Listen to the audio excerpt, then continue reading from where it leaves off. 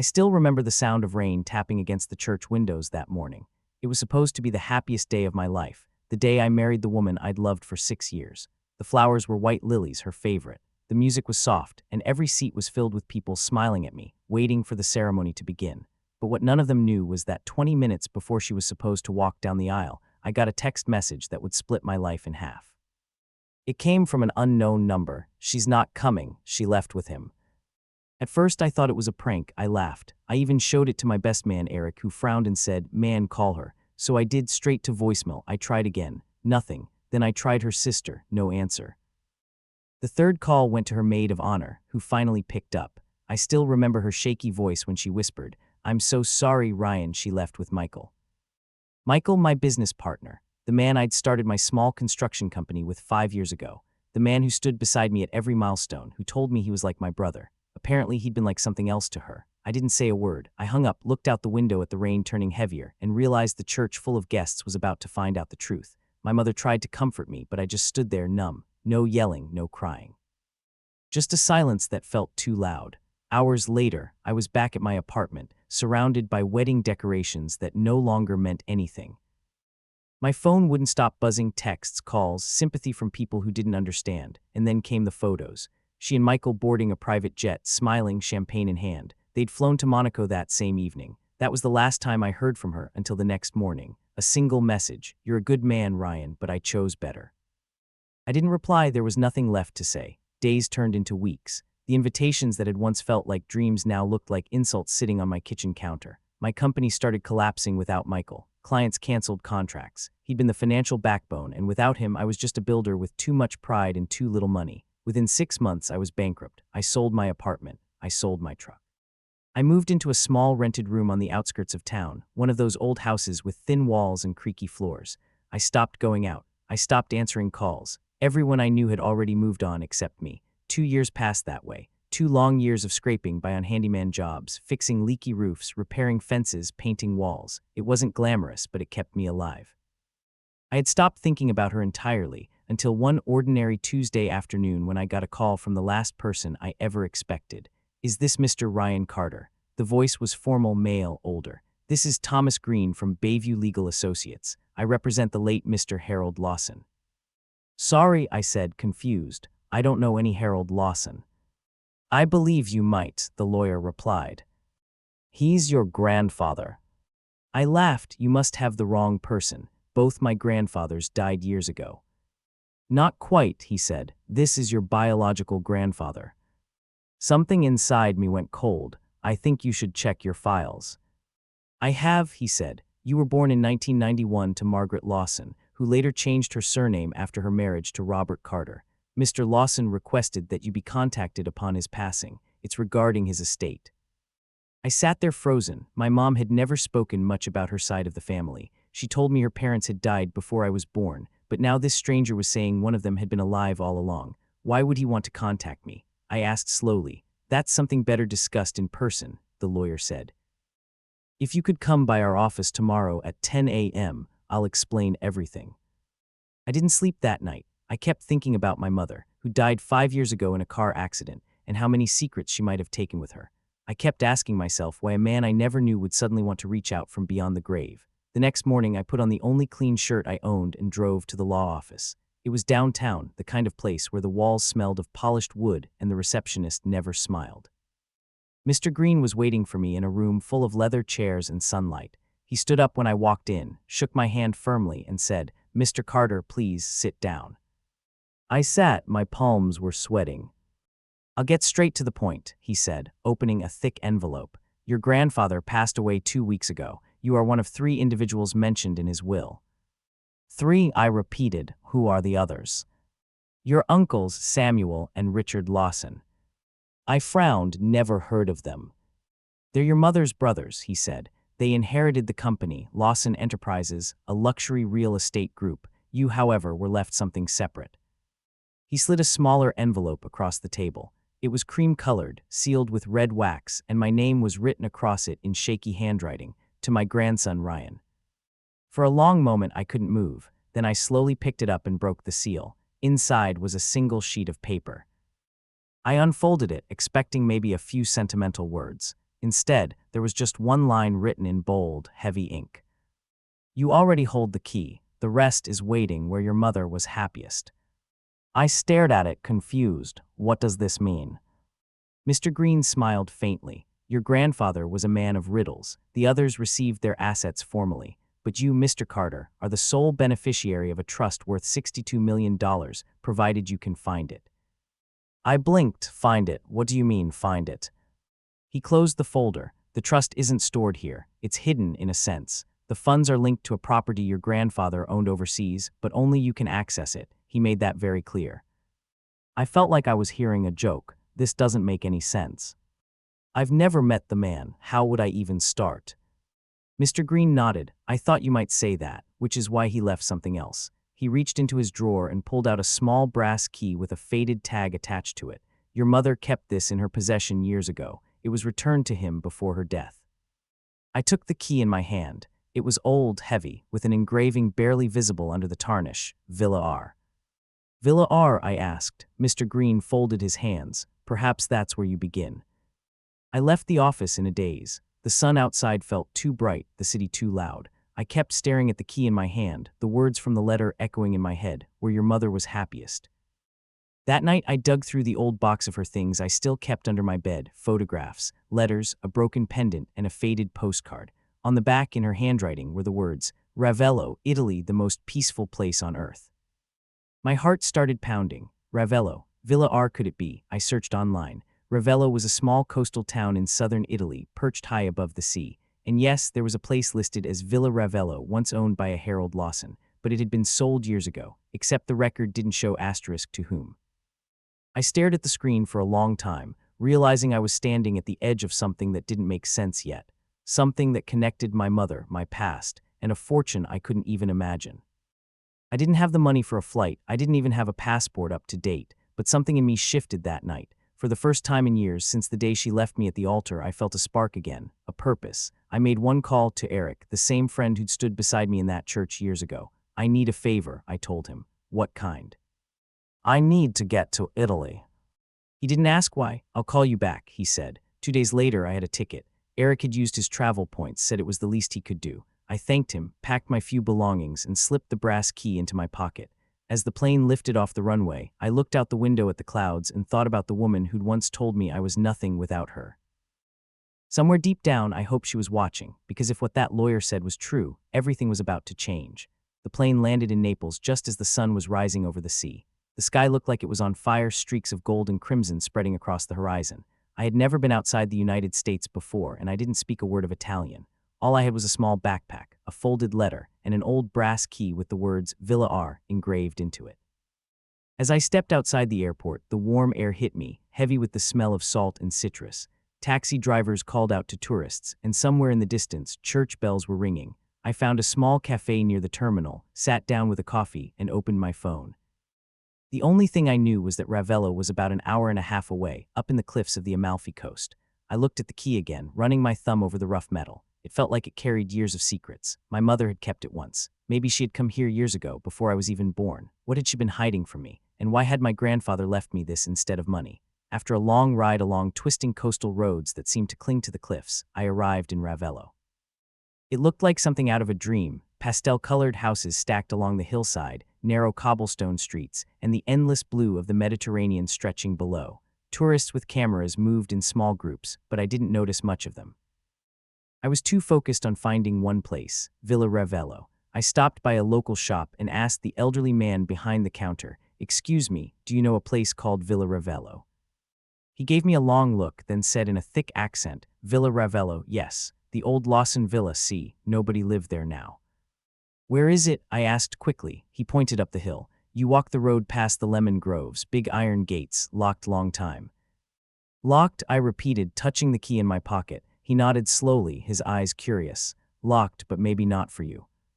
The walk took about 20 minutes, but every step felt like I was walking into the past. The air was thick with the smell of lemons and wet earth, and the only sound was the rustling of the wind through olive trees. Then finally I saw it. The villa stood behind rusted iron gates covered in ivy. The paint on the walls had faded and some of the windows were broken. It looked abandoned but not forgot. There was something about it, a quiet dignity, like it had been waiting for someone. I pulled out the key, my hand trembling slightly, and pushed it into the old lock. For a second it didn't move. Then, with a sharp click, the gate opened. Inside, the courtyard was overgrown, but I could see traces of beauty: a dry fountain, broken stone benches, an old oak tree whose roots had lifted part of the path. I walked slowly toward the main door, which was massive and carved from dark wood. The same key fit perfectly. The door groaned open, releasing a breath of stale air that smelled of dust and time. Stepped inside. The villa was silent, sunlight streaming through the cracked shutters. Old paintings hung on the walls, their faces faded by years of neglect. The floor was marble, cracked but still elegant. There was a grand staircase at the center, leading upward into shadows. And then I saw something that made my heart stop. On the wall near the staircase was a large framed photograph, a woman standing on a balcony, smiling, her hair blowing in the wind. My mother. I froze. It wasn't a coincidence. She had been here. The caption below the photo read, Margaret Lawson, Ravello, 1988. I reached out and touched the frame, my throat tightening. She had come here before I was born. Maybe this was the place she had told me about in her stories, the most peaceful place on earth. For a long time I just stood there, surrounded by silence. Then I noticed something else. On the table nearby was a small wooden box, its lid carved with the same initials, H.L. Harold Lawson. My pulse quickened. I opened it carefully. Inside was a folded map, a faded envelope, and a note written in the same bold handwriting as before. If you are reading this, it means you found your way home. What you seek is not gold or property. It is truth. Follow the map. Trust no one until you do. Underneath, there was another line. Everything begins where she left her mark. I unfolded the map. It wasn't a city map. It was hand-drawn, old, showing the villa grounds and a path leading into the forest behind it. A red X was marked near the edge, close to what looked like an old well.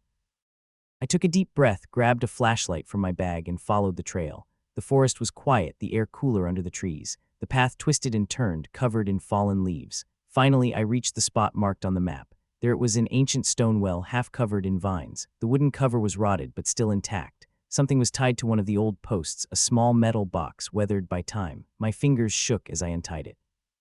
Inside was a piece of paper and an old Polaroid photograph. The photo showed my mother holding a baby, me, standing right there beside the same well. On the back of it, she had written, "For when the truth finds you." The paper beneath it was a legal document, a property deed. It listed my name, Ryan Carter, as the sole owner of Villa Ravello and its associated estate holdings. But there was more. Attached to it was a second sheet, banking information, with a balance of $62 million. The trust, it was real. I couldn't breathe for a moment. I just stared at the paper, the numbers blurring. It was all true. My grandfather hadn't left me a riddle for no reason. He had left me my mother's legacy, her peace, her home.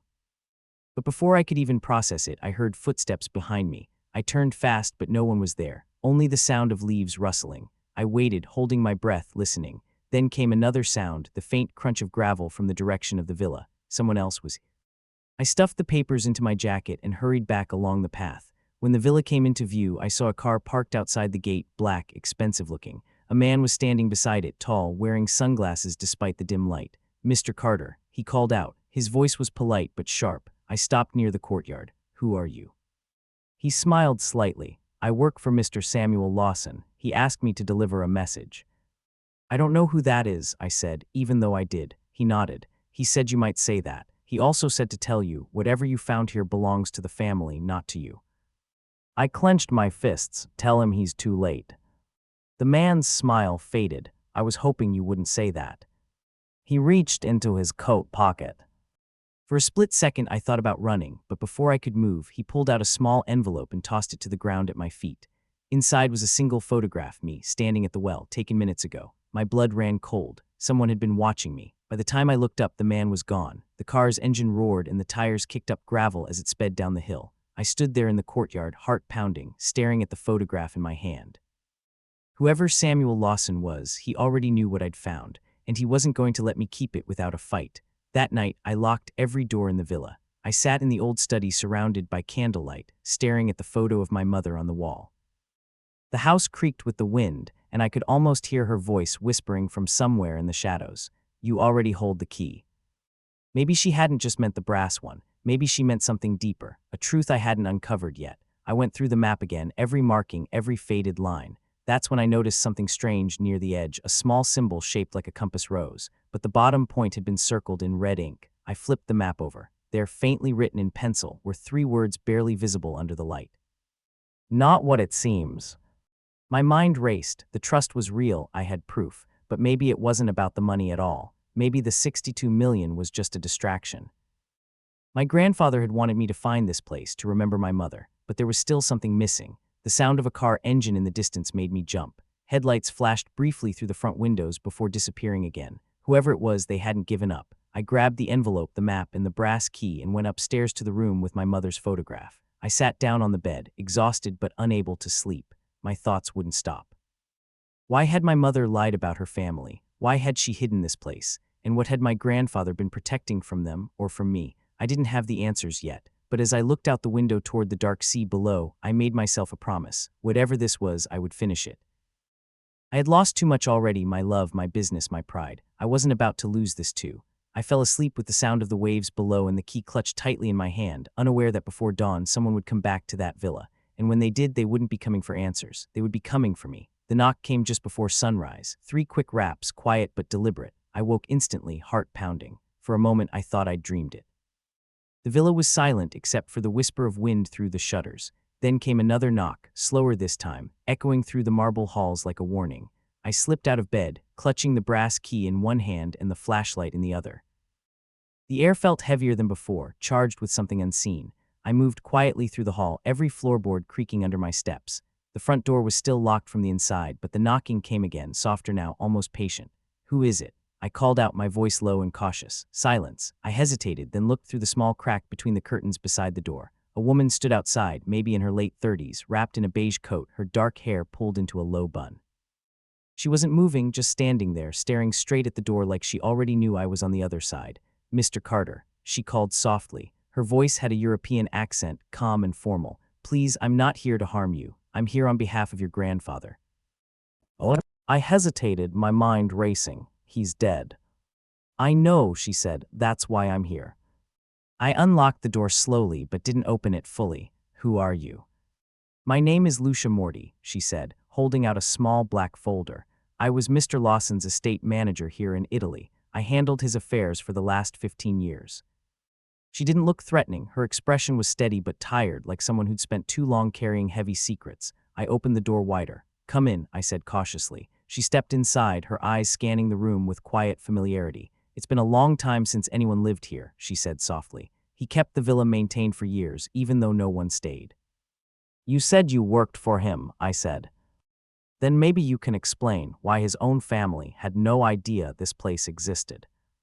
Lucia sighed, because he wanted it that way. This villa was your mother's sanctuary. When she left Italy, he made sure no one could touch it. Not Samuel, not Richard, not anyone else in the Lawson family.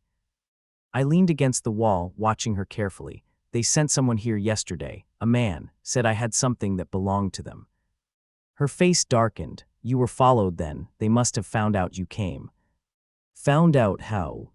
She hesitated, then opened the folder and handed me a photograph. It showed 2 men, Samuel and Richard Lawson, standing outside an office building. They've been fighting each other for years over your grandfather's assets, she said. They thought the trust was gone, but when Mr. Green's office contacted you, someone must have leaked it. So they know about the money. They know about part of it, she corrected, but what they don't know is that the 62 million isn't the whole inheritance, it's only what's visible. I frowned. Visible. Lucia nodded. Your grandfather built 2 companies, Lawson Enterprises, which Samuel and Richard inherited, and a second one hidden under an alias called Ravel Holdings. That company owns multiple offshore accounts, investment properties, and art collections worth over 100 million, and all of it was placed under your mother's name after she left the United States. I stared at her. Why her? She was his conscience, Lucia said simply. He knew his sons were greedy. She wanted peace, not power. When she married your father and left, he respected her decision, but he never stopped protecting her. When she died, everything reverted to her legal heir, you. I sank into one of the old armchairs, trying to process it. You're telling me I own all of that? Not yet, she said. You still need one more thing, something your mother hid here before she left. That's why he wrote that line in the letter. You already hold the key. He meant it literally. The brass key. Lucia smiled faintly. Yes, but not for a door. I looked at the key again, puzzled. Then what does it open? She walked across the room to an old piano near the corner. "This house has many secrets," she said. "When he built it, your grandfather had compartments hidden in the structure, storage for documents, valuables, things the rest of the family would never find." She pressed down one of the piano keys, and a faint mechanical sound echoed from behind it. Then she reached under the lid, found a small notch, and pulled. A hidden panel slid open, revealing a metal compartment built into the frame. Inside was a small lock. I stared. "You're kidding." "Try it," she said. The brass key fit perfectly. I turned it and the compartment popped open. Inside was a small notebook bound in dark leather and a single photograph. My mother again, this time standing beside a younger man I didn't recognize. He was tall, sharp-featured, with the same piercing blue eyes that looked strangely familiar. "Who's this?" I asked. Lucia hesitated. "Your father." "No," I said quickly. "That's not possible. My father was Robert Carter." She shook her head gently. "That's the name he took when he left Italy, but before that, his name was Michael Rossi." The room tilted for a second. "Rossi, you mean?" "Yes," she said. "He wasn't just a construction worker. He was your grandfather's business partner in Ravel Holdings. They had a falling out years ago, and Michael left the country. Your mother followed him. That's why the rest of the family disowned her." My heart pounded. Everything I thought I knew about my parents, about where I came from, was unraveling. So he was part of this too. Lucia nodded. "He disappeared after your mother's death. But if he's alive, he's the only one who knows how to unlock the second half of the inheritance." I felt dizzy. "Why are you telling me all of this?" "Because someone else is already looking for it," she said. "And if they find it before you do, they'll destroy every trace of your mother's name. They've been waiting for you to come here, Ryan. You triggered the last step." "The last step?" Lucia handed me the notebook. "Read this carefully. Every page matters." The first page was dated 30 years ago. My grandfather's handwriting filled the margins, notes about properties, coded transactions, names I didn't recognize. But on the final page there was a drawing. It looked like a map, this time of the Amalfi coastline, with 3 points marked: Ravello, Minori, and Amalfi itself. Between them, a thin line was drawn, connecting all 3 into a triangle. At the center of the triangle, a single word was written in red ink: inheritance. "What does this mean?" I asked. Lucia studied it. "Your mother once said that the real treasure wasn't money, it was what tied her and your father together. Maybe this map leads to whatever that was." Before I could respond, the sound of a car engine echoed again outside. Lucia's expression changed instantly. "We have to go, now." We grabbed the notebook, the photograph, and the key. I followed her through the back of the villa, past the kitchen and out a small door that opened into a narrow path between lemon trees. The sun was climbing higher now, turning the sky a pale gold. I could hear footsteps behind us, more than one pair. "Who are they?" I whispered. "Samuel's men," she said. "They must have tracked my car." We ran down the hill, the gravel crunching under our shoes. My heart pounded as we reached a small gate that opened onto the main road. Lucia waved down a passing delivery truck, shouting something in Italian. The driver hesitated but stopped. She threw a handful of cash into his lap. "To Minori," she said urgently. As we climbed in, I looked back. 2 dark-suited men had reached the villa's gate. One of them pointed toward us, shouting. The truck lurched forward, speeding down the narrow coastal road, leaving the villa shrinking in the distance behind us. I clutched the notebook tightly, feeling its weight.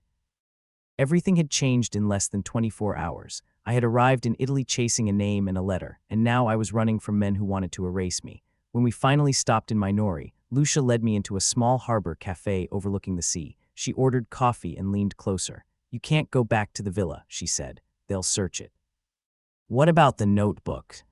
"They don't know it exists yet," she said. "That's your advantage."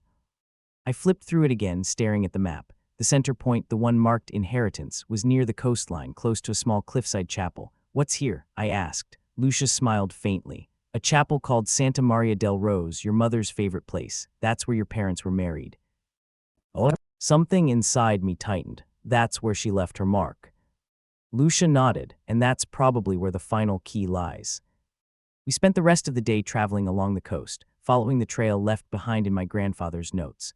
By sunset, we reached the chapel, a tiny stone building perched on the edge of the cliff, its bell tower casting a long shadow across the sea. The doors were locked, but the side entrance was open. Inside, the air was cool and smelled faintly of old candles. A single stained glass window painted the room in soft colors. Behind the altar was a marble plaque with my mother's name carved into it. Margaret Lawson Rossi, 1962–2017.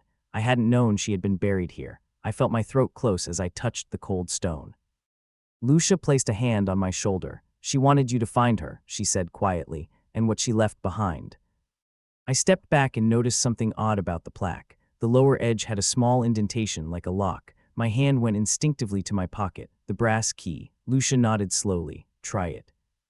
I inserted it carefully and it turned with a click. The stone shifted, revealing a hidden compartment behind it. Inside was a sealed envelope and a small flash drive. The envelope had my name written across it in her handwriting. My hands trembled as I opened it. Inside were 2 pages. The first was a handwritten note. My dearest Ryan, if you've come this far, you know the truth. Your father and I built something beautiful, but we had to hide it from those who only saw value in wealth. The real inheritance isn't in the accounts or the properties, it's in what your father built to protect the innocent. The foundation exists under your name. Help it grow. The second page was a certificate of incorporation, Rossi Lawson Foundation, registered beneficiary, Ryan Michael Carter. The flash drive, according to a small note taped to it, contained all the access codes. For a long time I couldn't speak. Lucia smiled faintly. You found it. But the moment didn't last. The sound of footsteps echoed at the entrance again, sharp, hurried. Lucia's eyes widened. They found us. I grabbed the flash drive and stuffed it into my jacket. Is there another way out? Oh. Yes, she whispered, through the bell tower. We ran toward the narrow staircase as voices shouted behind us. The bells above began to sway in the wind. As we climbed, the sea stretched below like a sheet of glass, and I realized I was standing on the edge of something far bigger than money or revenge. For the first time, I understood what my grandfather had meant. This wasn't about fortune. It was about legacy and protecting it from those who would destroy it. And before the sun set that evening, I knew the fight for that legacy had only just begun. The stairway inside the bell tower was narrow, twisting, and steep. Each step creaked under our weight as Lucia led the way up, clutching her bag close to her chest. Behind us, voices shouted in Italian, echoing through the stone corridors of the chapel. They were getting closer. I could hear the slam of a door downstairs, the heavy tread of shoes against marble. Keep moving, Lucia hissed. We reached the top, a small platform beneath the great bronze bell that hung suspended by ancient wooden beams. Through the open arches, the sea stretched endlessly and the town below looked calm, unaware of the storm unfolding above it. There. Lucia pointed toward a narrow ladder leading down the outer wall of the tower. It looked like a maintenance route for the bell, half-rusted and barely wide enough for one person. You've got to be kidding, I said. It's the only way, she replied. Go first, I'll follow.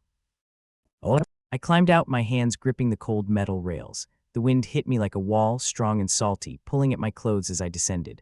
Halfway down, the ladder shuddered, a loose bolt squealing under my foot. I froze for a second, trying to steady my breathing. Above me, Lucia whispered, "Don't look down, just move."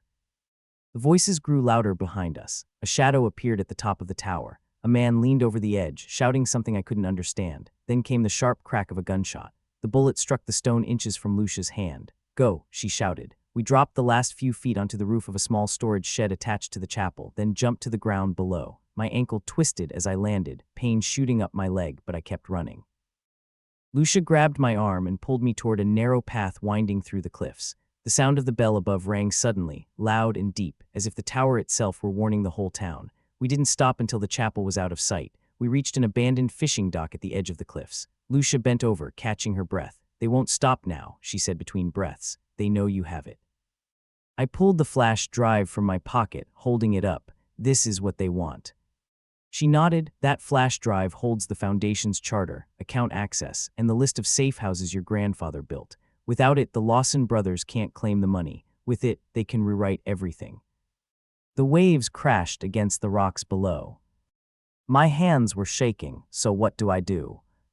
Lucia looked at me steadily. "You finish what your grandfather started. You prove who you are."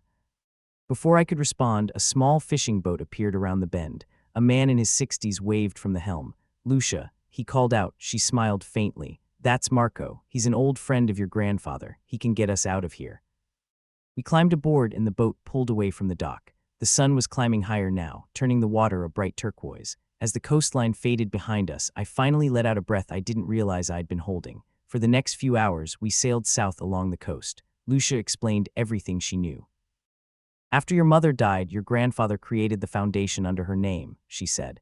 "It funds orphanages, medical programs, and education for children from poor families. but he hid it because he knew his sons would try to seize it for profit. He needed someone who understood hardship, someone who wouldn't waste it. Someone like me, I said quietly. Lucia nodded. He trusted your mother's heart, and by extension, yours. We docked near a small seaside town where the hills were dotted with colorful houses. Marco offered us a safe house, an old apartment above a bakery that smelled of fresh bread and espresso. From the window, I could see the sea, calm and endless. I connected the flash drive to my laptop and opened the first. Dozens of encrypted folders appeared, labeled with numbers and dates. Lucia sat beside me, watching as I clicked through. Most of the files were financial statements, but one folder stood out, labeled Legacy. Inside were scanned letters, photographs, and one video file. I hesitated before clicking play. The screen flickered to life, showing a man sitting at a wooden desk, my grandfather, older but still sharp-eyed. His voice was steady, his tone formal yet kind. "If you're watching this, Ryan," he began, "then you've already proven that you have your mother's determination. I knew the others would try to take everything, but what they never understood was that wealth without compassion is just vanity." He paused, his eyes softening. "The foundation is yours now, protect it. Expand it. It was never meant to make you rich. It was meant to make you whole."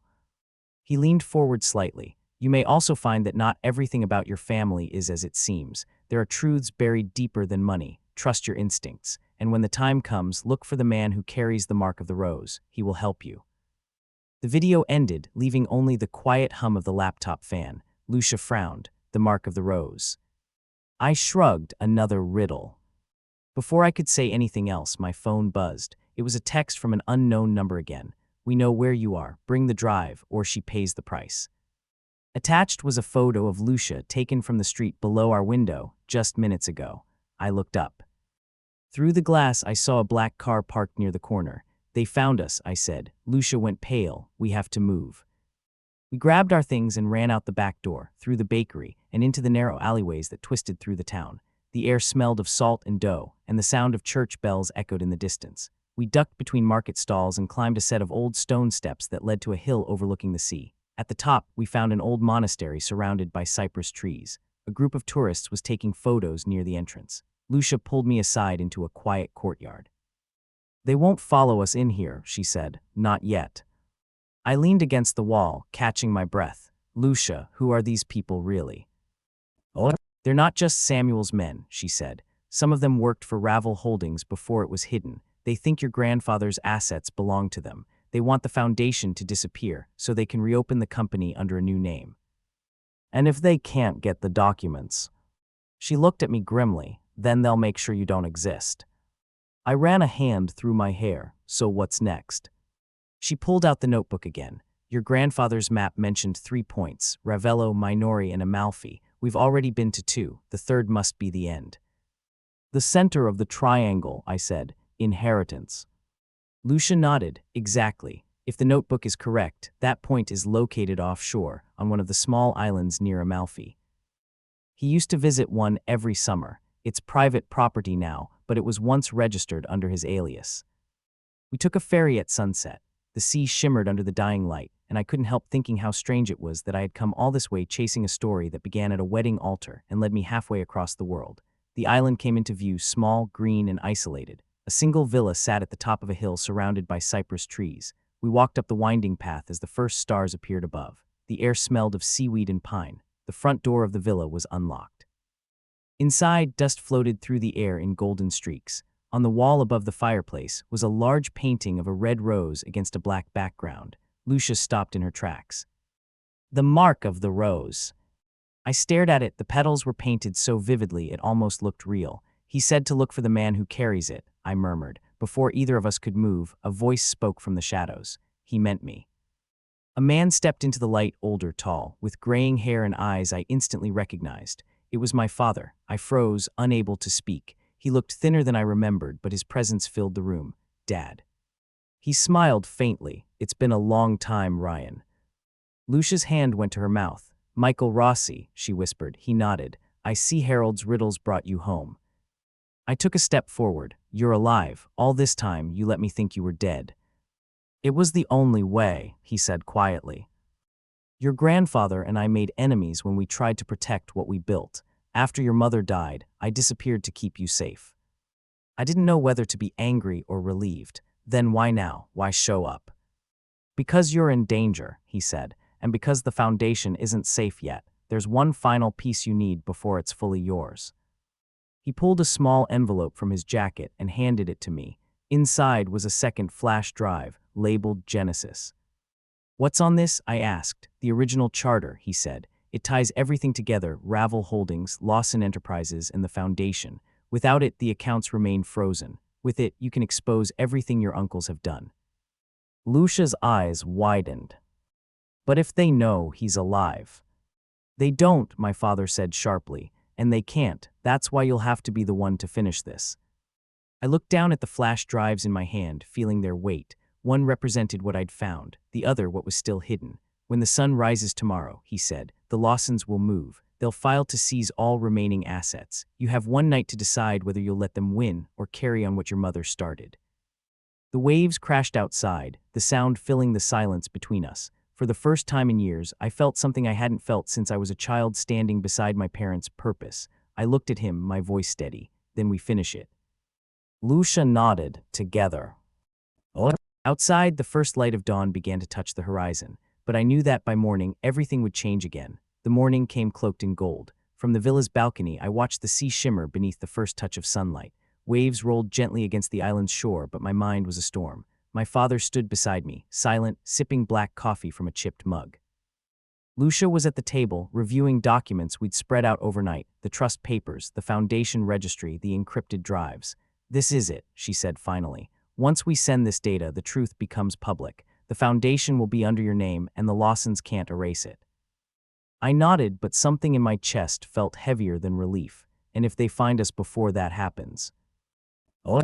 Lucia looked up, her expression grim. Then they'll make sure this story never sees daylight. My father turned, setting down his cup. They won't find us here, not yet, but they will come. That's why we move before they do.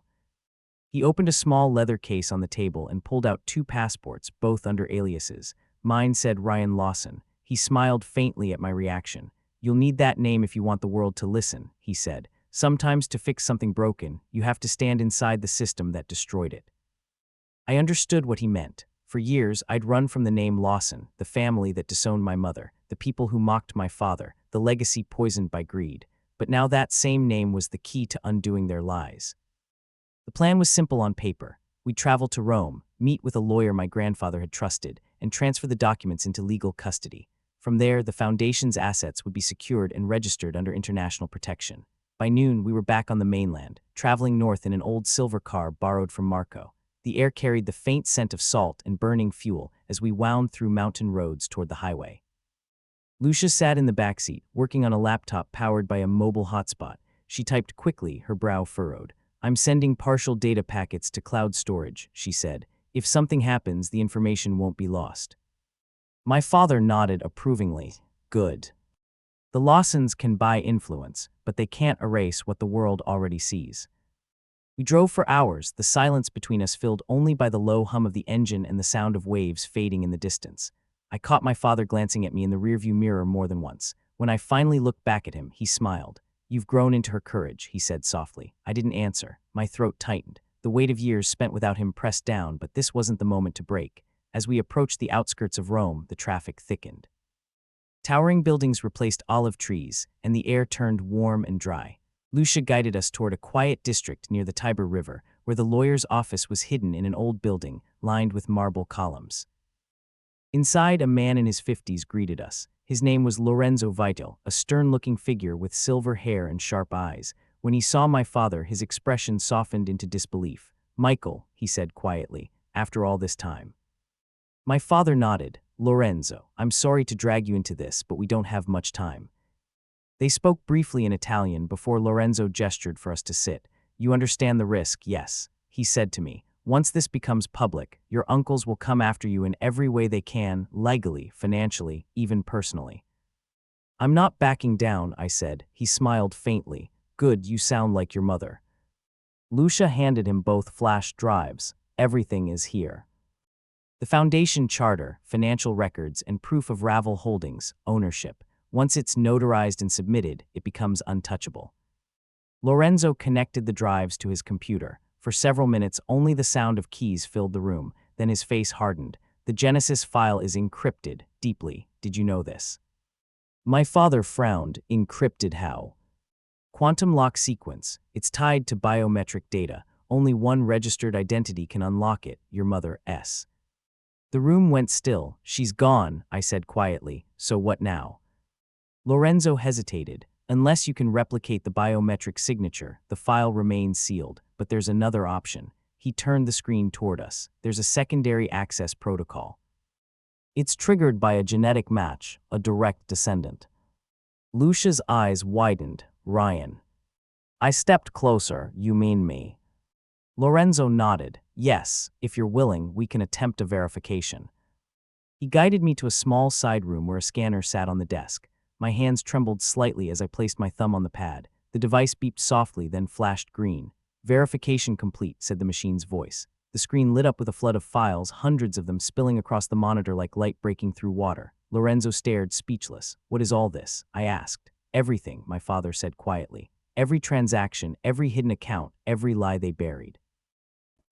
We watched as Lorenzo scrolled through documents revealing how Samuel and Richard Lawson had siphoned millions from charitable funds, bribed officials, and laundered assets through offshore companies. My grandfather had compiled all of it, waiting for the day it would surface. Lucia's voice shook. If this goes public, it destroys them. My father nodded. That's the point. Before we could react, Lorenzo's assistant burst into the room, pale-faced. There are men outside, he whispered. Black car, they're asking for you. My father cursed under his breath. Too late, they found us. Lucia quickly pulled the flash drives from the computer. Lorenzo handed me a small envelope with official seals. These are the notarized documents. Get them to the authorities before they reach me. What about you? I asked. He smiled faintly. Old men like me know how to stall. Go. We slipped out the back door into a narrow alleyway that opened onto a crowded street. The air buzzed with noise, car horns, shouting vendors, the hum of the city alive and unaware of the quiet war unfolding among its walls. Where to? I asked. The embassy, Lucia said. If we can get there, we can secure diplomatic protection. But before we could take another step, two men appeared at the far end of the alley. One of them raised a hand, signaling for us to stop. My father grabbed my arm. Run. We bolted through the side streets, weaving through crowds. Shouts followed us, boots pounding against cobblestones. Lucia turned down a smaller lane that opened toward the river. The sound of water grew louder as we neared a stone bridge. Halfway across, my father stopped abruptly and turned. Keep going, he shouted. I spun around. What are you doing? He reached into his jacket and pulled out a small device, a data replicator. I'll buy you time. Get to the embassy, Ryan. Finish this. Dad, no. He stepped back, his eyes fierce but calm. Go. Lucia grabbed my arm. Ryan, we have to move. Tears burned at the corners of my eyes, but I ran. Behind me, I heard the sharp crack of gunfire and the echo of chaos spreading through the bridge. We didn't stop until the embassy gates came into view, tall and gleaming under the afternoon sun. Guards raised their weapons as we approached, shouting commands in Italian. Lucia held up the sealed documents. American citizen, she shouted. We need asylum. They opened the gate just as the black car screeched around the corner. Two men jumped out, but the guards stepped forward, blocking their path. I stumbled inside the courtyard, gasping for breath. Moments later, my father appeared at the far end of the bridge, alive but limping. The guards raised their rifles again, forcing the men to retreat. He smiled faintly when he saw me safe, then collapsed to his knees. I ran to him. Dad. He looked up, his voice faint but steady. You did it. It's over now. Lucia knelt beside us, tears streaking her face. The foundation is secure. The world will know the truth. Oh. He nodded slowly. Good. He reached into his pocket and pressed the brass key into my hand. Keep this. It's where it all began and where it ends. He closed his eyes, breathing shallow but peaceful. The sound of distant sirens filled the air. Later that evening, the news spread across global media. The Lawson scandal, the hidden accounts, the foundation restored. Samuel and Richard were arrested within days. The name Lawson, once a symbol of arrogance and greed, was now tied to redemption. I stood once again at the balcony of Villa Ravello weeks later, the sea calm beneath a silver moon. The house had been cleaned, restored, its garden alive again with the sound of wind through lemon trees. Lucia joined me, holding 2 cups of coffee. He'd be proud, she said softly. I smiled faintly, tracing the edge of the brass key around my fingers. It still feels strange, I said, having everything they tried to destroy. She looked at me. You didn't inherit money, Ryan. You inherited meaning. I watched the waves roll in, glowing under the moonlight. Somewhere far out, the horizon blurred with the stars, endless, quiet, and full of possibility. For the first time, I felt peace. Not because I had won, but because I had finally understood. Revenge wasn't taking back what they stole. It was building something they could never touch. And that's exactly what I intended to do.